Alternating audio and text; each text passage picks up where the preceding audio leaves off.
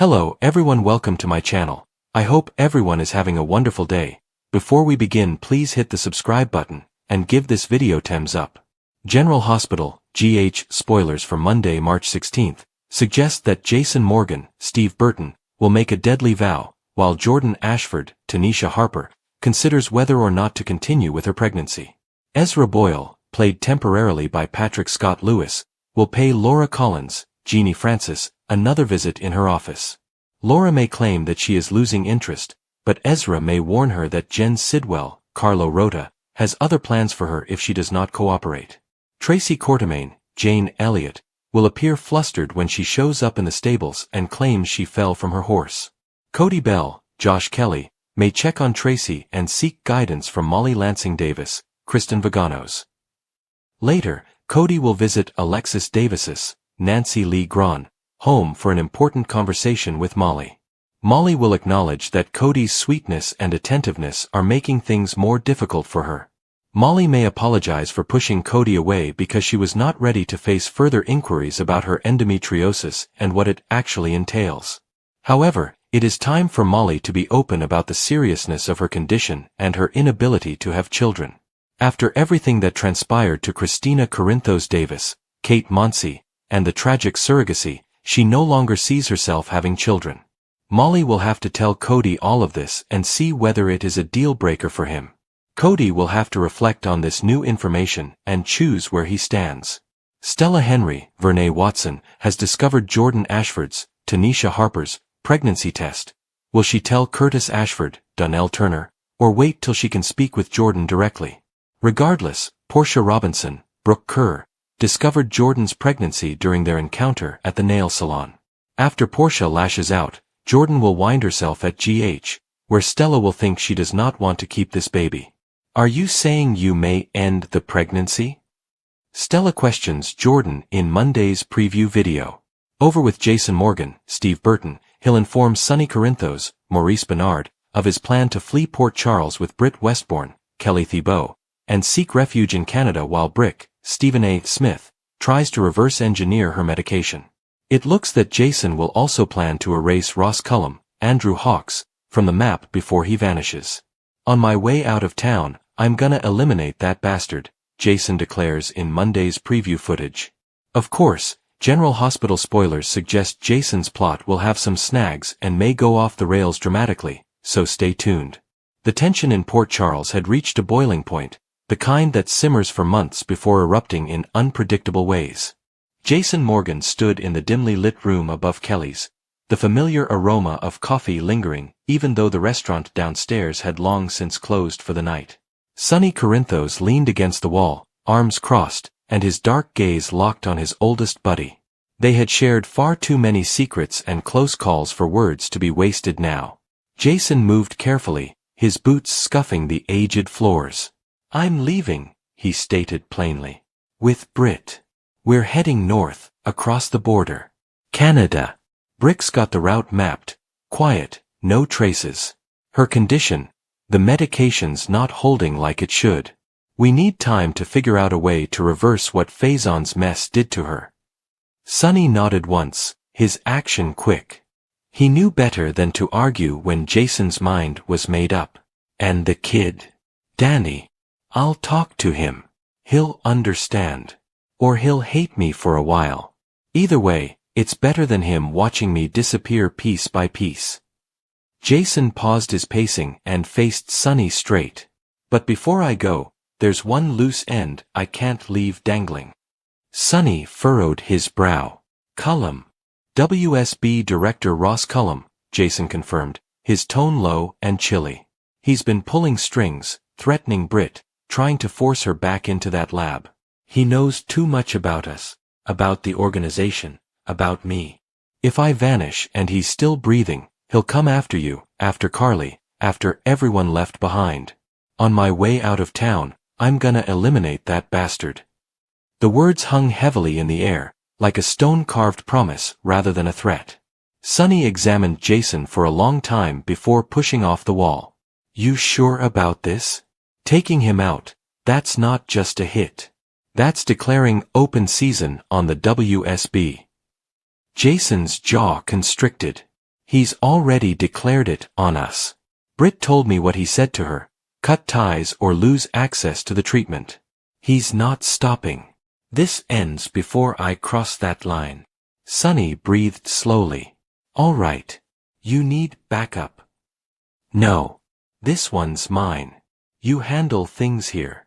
Keep Danny safe. Tell Carly. Tell her I'm sorry. Jason offered his hand, and Sunny grabbed it tightly, the grip expressing more than any farewell could.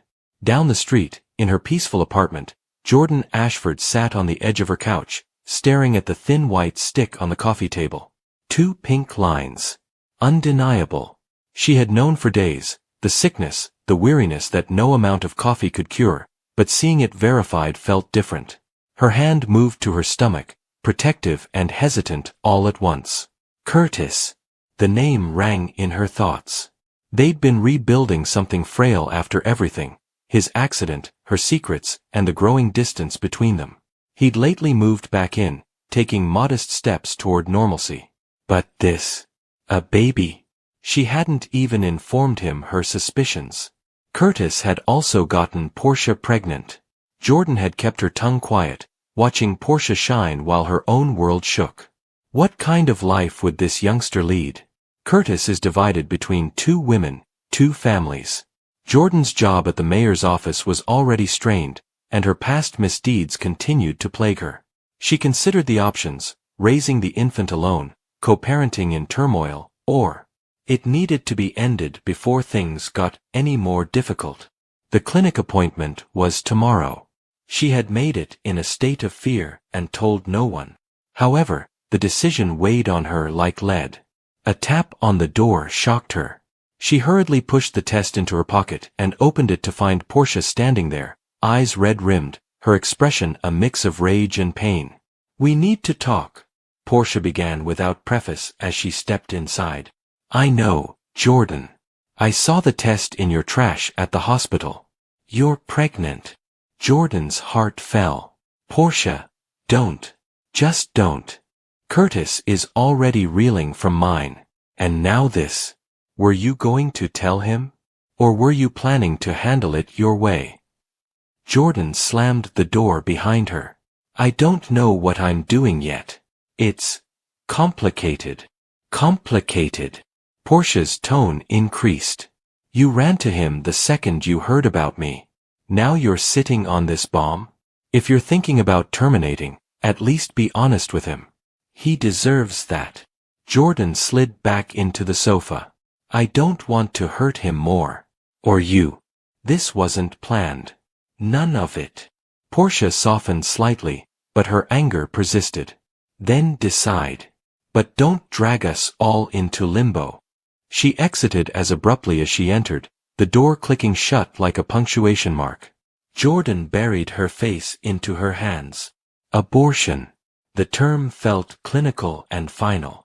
She had always been pro-choice in principle, but experiencing it firsthand was quite different. A life is growing inside her, perhaps both hers and Curtis's.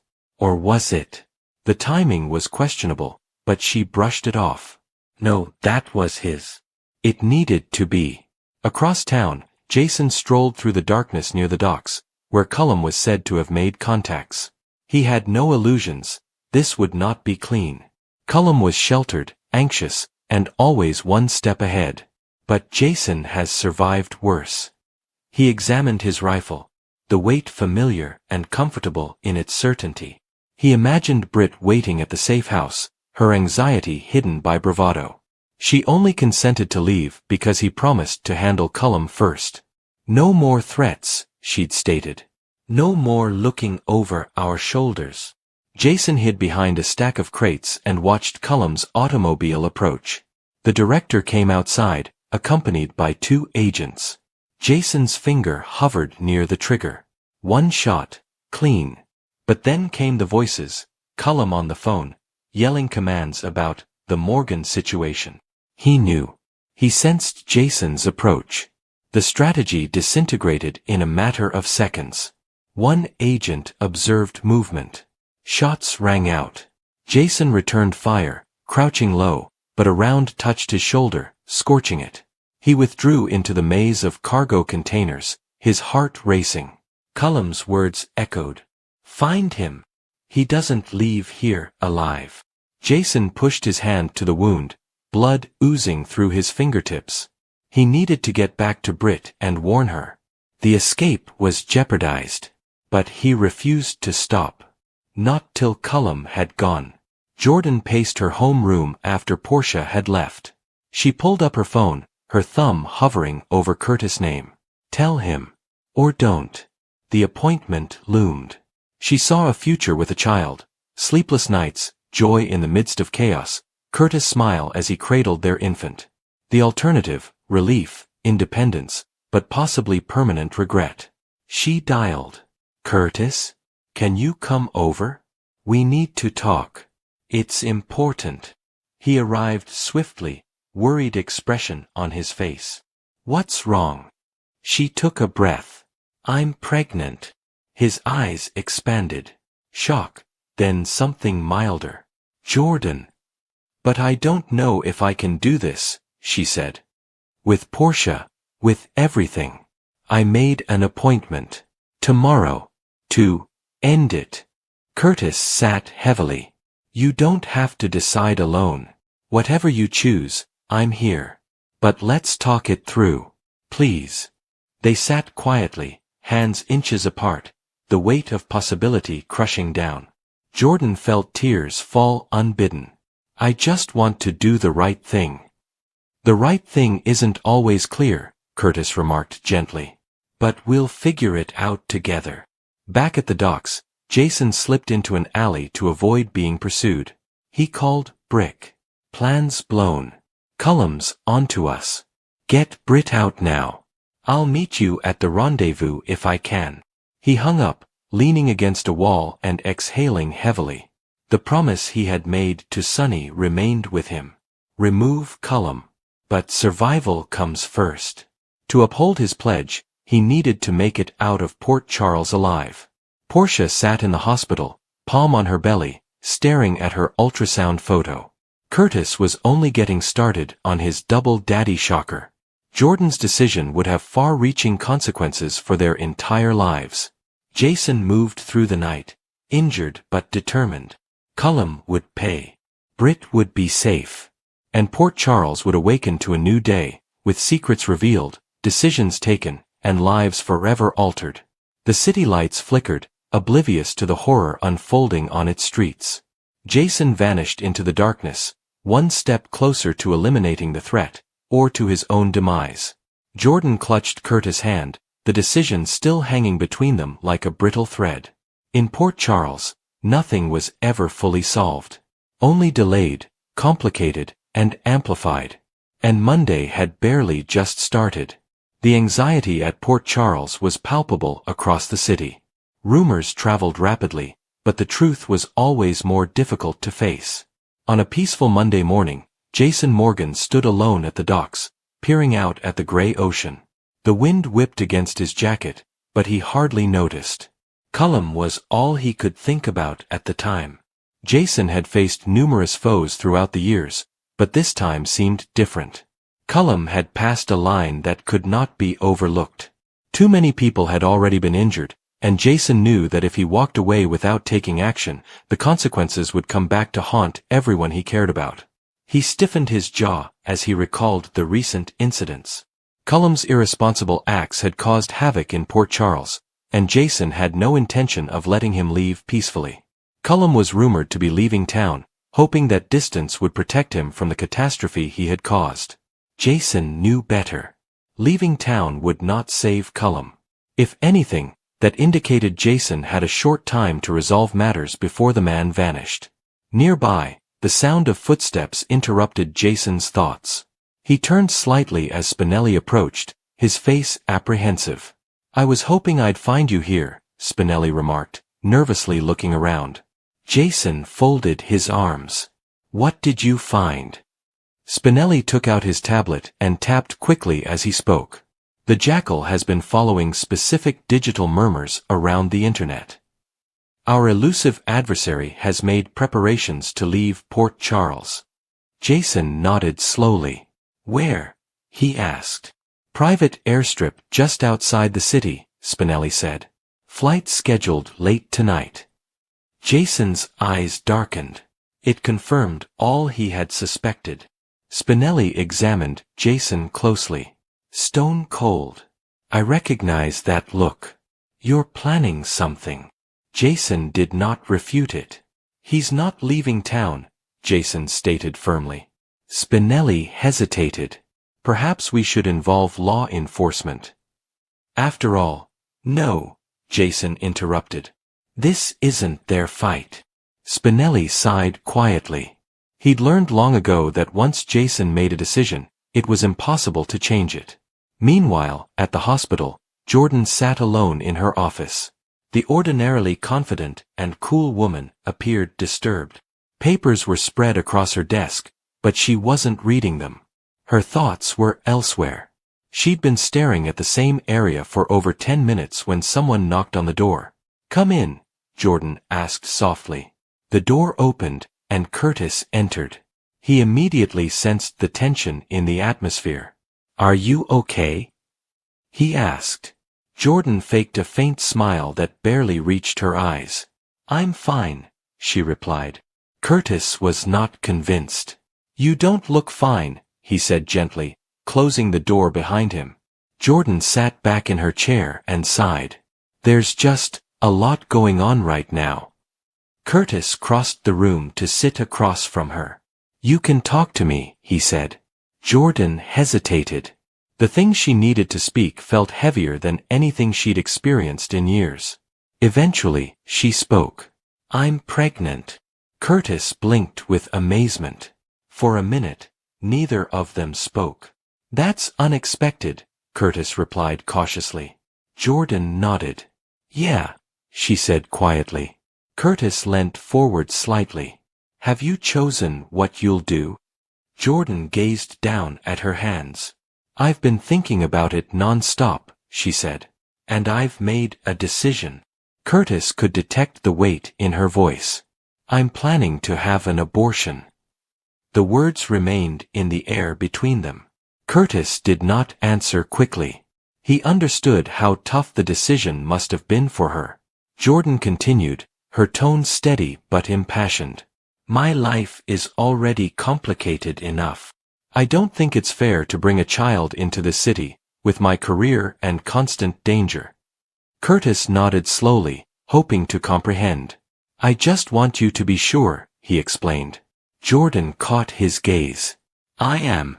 Nonetheless, her expression was doubtful. Curtis moved across the desk to place a soothing hand on hers. Whatever you decide, you won't face it alone, he vowed.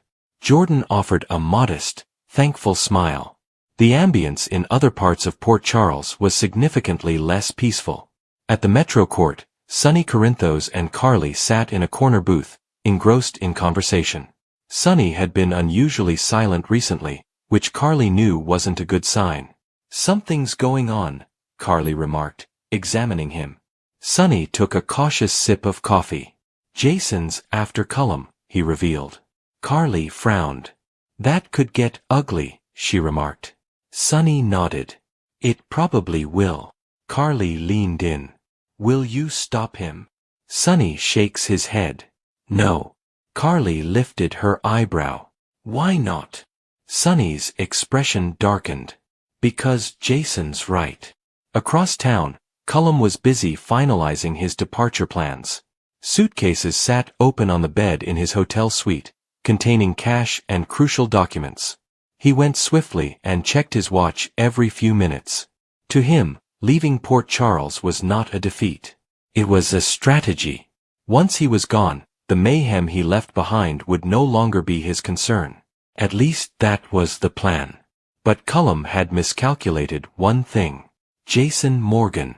Late that afternoon, Jason arrived at Sonny's penthouse. Sonny looked up when Jason walked in. I heard, Sonny replied.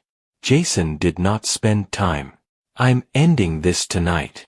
Sonny observed his old pal. You know what happens when things go wrong, Sonny said. Jason shrugged slightly.